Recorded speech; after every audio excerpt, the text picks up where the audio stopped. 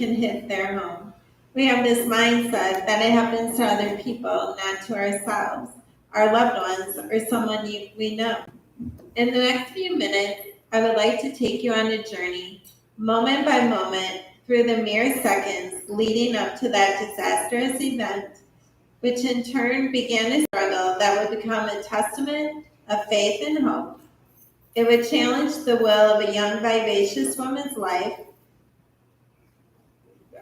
but vivacious woman's drive to survive a life of loss and dependency. What was about to happen next blindsided me, my family, my friends, and our entire community. We learned quickly just how fragile we really are and how life can change in just the blink of an eye without any prior notice. As I lay there helplessly, flat on my stomach, the cold, frostbitten ground persisted to press against every inch of my bare skin. I cautiously opened my eyes. An unusual numbness seeped throughout my body. I was breathless, dazed, and confused. I heard voices in the distance calling out my name, but no one could hear me in the hazy darkness. Transparent I was.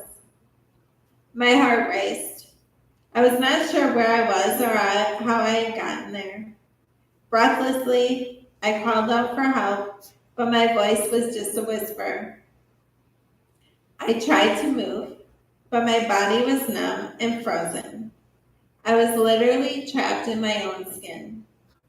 The thought of whether I was dead or alive continuously forced its way in and out of my mind. I wondered if I would ever see my family and friends again. I could not remember the last time I told my parents or brothers I love you. And my nephew was so young. Would he remember his auntie tomorrow? Who would be my friend's maid of honor for her wedding? And would those last moments with my friends and family be enough memories to last a lifetime? As I struggled to take my next breath, a comforting voice in my head calmly reminded me to breathe, just to breathe. Thoughts and images danced through my mind of what had just transpired. It seemed like a horrible nightmare, but would prove to be reality. As I struggled to take my next breath,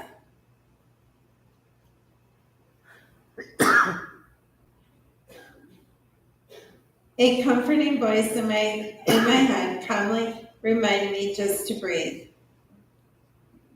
Just minutes earlier, I was throwing a bachelorette party for a future sister-in-law. It was supposed to be a night of bonding and building new memories.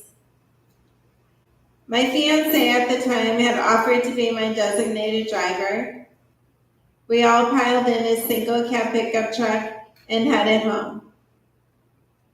I remember very clearly singing along with the radio and being only minutes away from home when I realized my life was in jeopardy. As we approached a bend in the road, my DD made a critical decision that would profoundly change my life forever. He decided to pass another vehicle carrying 3 other passengers on the right-hand shoulder of the road, going 85 miles an hour. We went up and over the ditch, rolling 3 to 4 times before smashing into a tree. The truck landed upside down, and sometime during the impact, I was ejected out of the vehicle. The truck was crushed like a tin can. We were just minutes away from home, less than 3 miles. I cautiously opened my eyes. I sighed with relief. I am alive.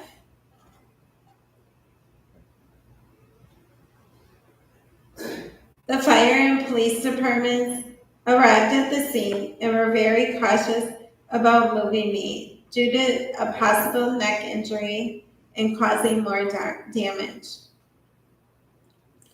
The slightest error in judgment could have taken my life. With an accident of this magnitude, life-saving treatment takes over, and it becomes mandatory for medics to make a primary assessment to treat injuries by priority, with the most life-threatening ones first. So as I lay there, like a wet noodle, broken and exposed, my clothes were being cut and torn off of me to expose my entire body, so my injuries were revealed and could be assessed. I had no idea that I was being stripped of my independence, dignity, and the modesty that I had held within. I had no idea that this was only the beginning of a new life where dignity and privacy just wouldn't exist anymore. They did successfully stabilize me. I was then transported by the Flight for Life helicopter to Freighter Hospital in Milwaukee, Wisconsin. Remarkably, I was the only one seriously injured out of the four of us. Of course, my DD, who had so carelessly and irresponsibly put 6 other lives in danger, not to mention the innocent victims sharing the same roads with us that night, was completely unharmed. His blood alcohol level was 0.21, more than 2 times the legal limit. He was arrested for driving while under the influence and later charged with first-degree reckless endangerment and causing bodily harm while intoxicated.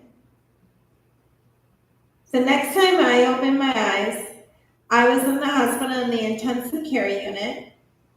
My family was there standing over my motionless body with tears in their faces and despair covering their faces. I had no idea that I injured C3, 5, and 6 of my spinal cord, which meant that I was paralyzed from the chest down, also known as quadriplegia. I went from being a typical, independent 24-year-old woman who would now spend the rest of her life dependent on others and living life confined to a wheelchair. It would have been so easy to quit, struggle after struggle, obstacle after obstacle, but by the grace of God, I chose to fight instead. At this point, I could not help but wonder what I had done in my life that made God so angry with me. I spent a lot of time questioning whether I had the strength to survive another day in this condition.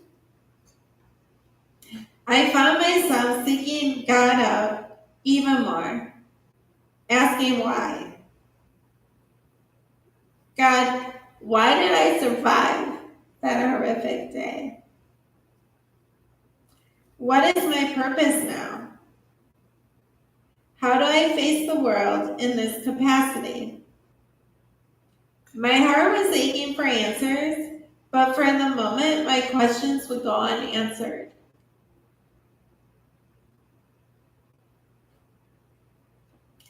The simple everyday capabilities I once took for granted, such as brushing my teeth, writing my own name, combing my hair, applying my makeup, standing on my own 2 feet, walking, having the function to go to the bathroom on my own, and most of all, breathing, all had new meaning to me.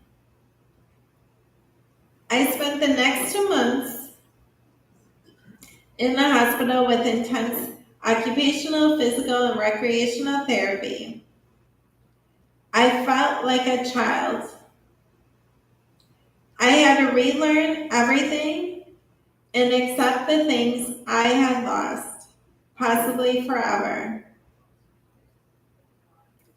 My DD was my high school sweetheart, junior prom date, a best friend, and my one and only fiance. Our real dating relationship began when we were sophomores in high school. I remember being attracted to his kind heart and fun personality. As the years went on, I would learn a different side of him though. We spent a lot of time at his family's house water skiing, jet skiing, and snowmobiling. When I look back, I realize it didn't matter what we did. There was always alcohol involved. I had no idea just how unhealthy our relationship really was. I remember on numerous occasions telling him to slow down, you're going to hurt yourself or someone else. Never did I think it would be me. I thought if I was with him, I had control over the situation when I really had none. My family and friends saw his true colors and encouraged me to get out. Sadly, I wouldn't realize it until it was too late. He started becoming verbally and physically abusive.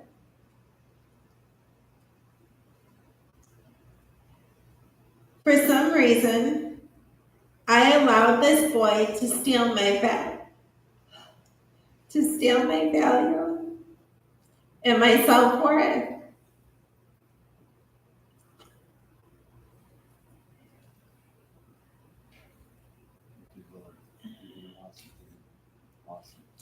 Every promise he had made to me, from practicing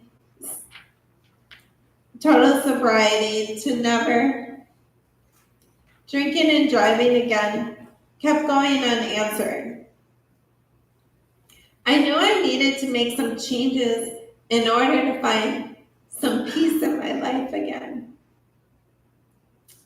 Enough was enough. I finally asked God a simple question. Thank you, Lord. Amazing.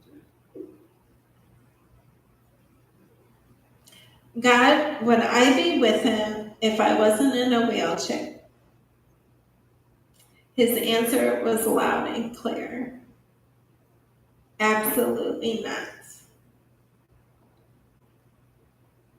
With that said, one of my caregivers, who witnessed his neglect firsthand, had offered to move with me. When I told my ex I was moving out, he laughed at me and said that if I left, I was leaving any help from him behind. I knew it wouldn't be easy, especially financially, but I couldn't sit back and let him destroy my life even more, or possibly someone else's. Within weeks, I was packed up and was off to my new place, and I haven't looked back since. I recall my occupational therapist, Debbie, always reminding me that no matter what had happened to me physically, I was still the same Jenny, and that my body may have changed, but me as an individual had not. I started out this journey completely paralyzed from the chest down. I had the ability to move my neck, and I had a flicker in my right shoulder. Today, I now have the muscles in both biceps and wrists, which is an enormous accomplishment. Some of the tasks I can do independently consist of writing, eating, brushing my teeth, blow drying, and brushing my hair, and applying my own makeup flawlessly when I'm not crying.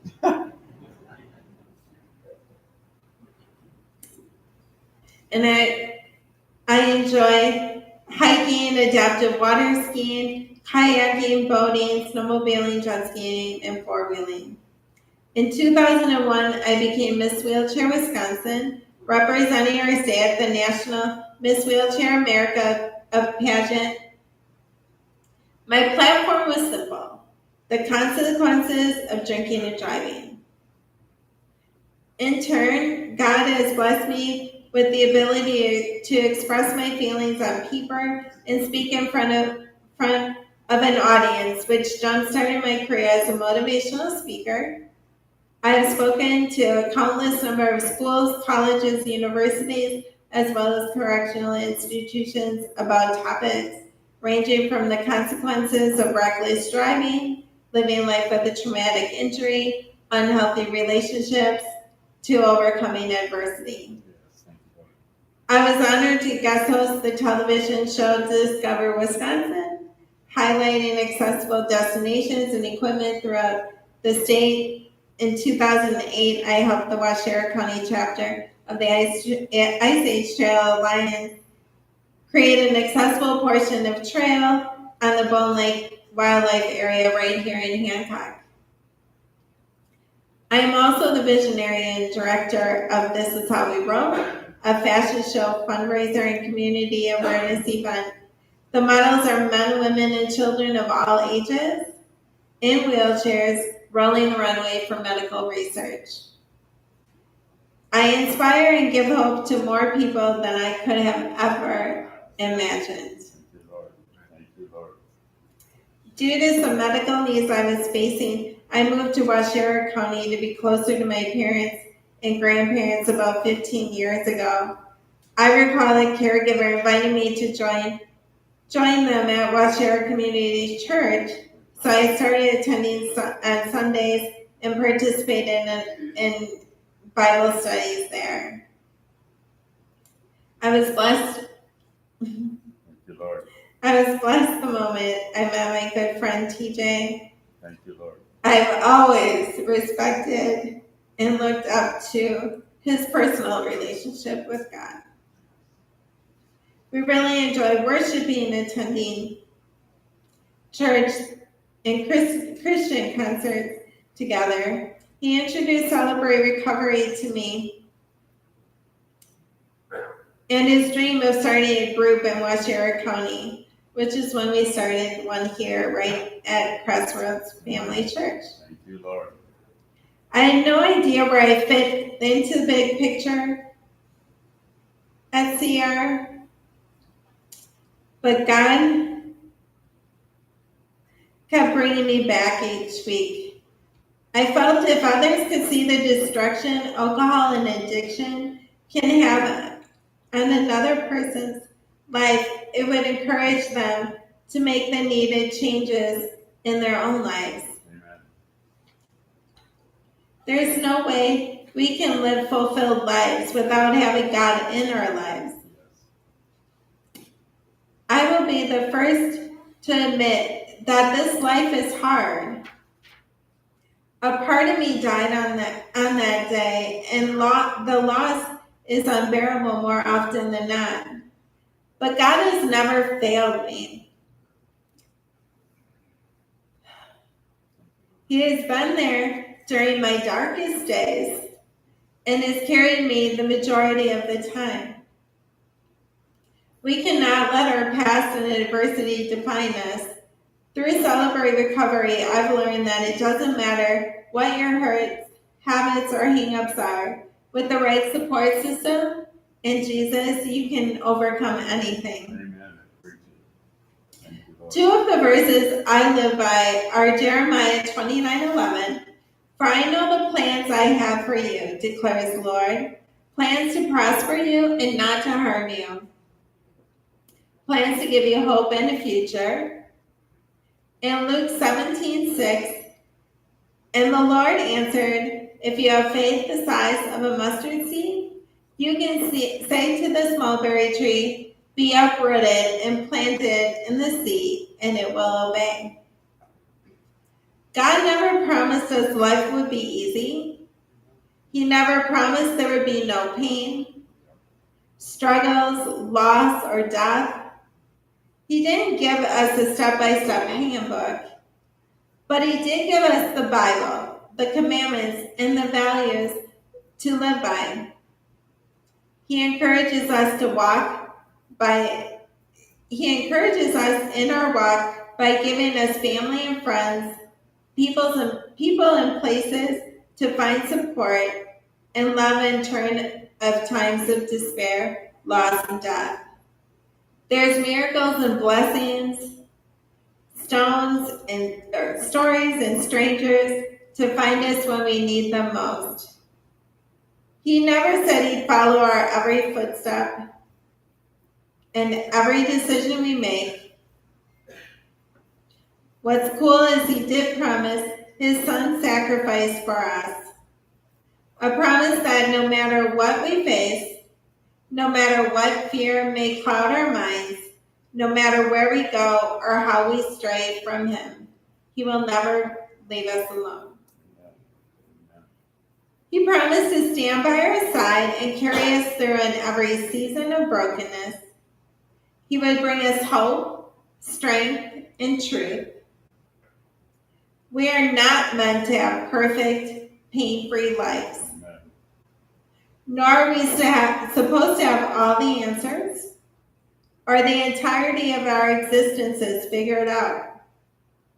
No matter how much our human minds desire, we are not supposed to never make mistakes, mess up, or lose our faith momentarily.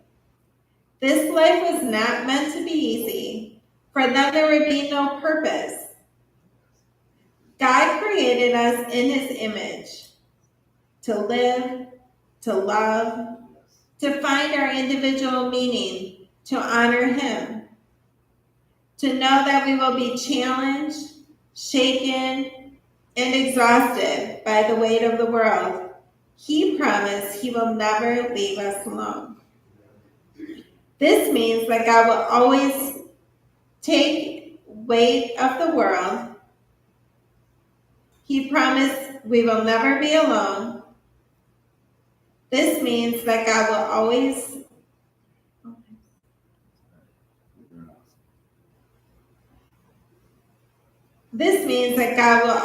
take weight of the world. He promised we will never be alone. This means that God will always take the weight of the world.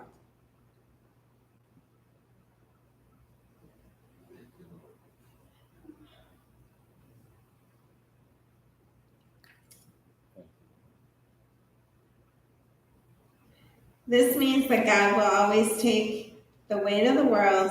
He promised we will never be alone. My testimony is an amazing story of God's grace and power working in someone's life. Physically healing my body